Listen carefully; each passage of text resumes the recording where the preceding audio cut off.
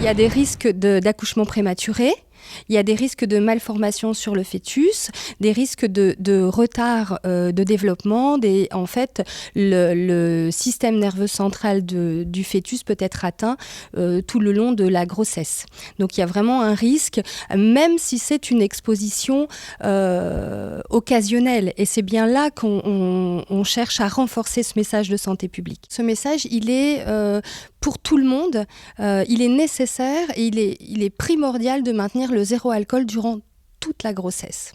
C'est aussi important que l'entourage se mobilise pour favoriser la grossesse sans alcool. C'est vraiment le message que nous, on essaye de porter ici à l'AMPA, c'est que c'est l'affaire de tous et qu'il faut absolument que les futurs papas, les familles entourent cette future maman et la soutiennent dans cette démarche de sobriété pendant 9 mois, d'abstinence. Souvent, on est relégué dans une position qui n'est pas simple. Alors, l'important, c'est que on puisse se dire tout le monde nous soutient et on a pensé à nous. On a quand même une région avec des indicateurs de santé qui ne sont pas très bons et forcément, on sait aussi que l'alcool est quand même assez présent. En région, on a quand même de nombreuses actions.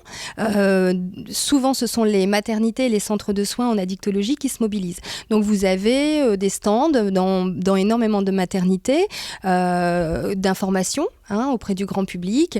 Il y a des ciné-débats aussi qui se passent autour de la question des troubles liés au développement, des rencontres entre professionnels et des rencontres entre grand public.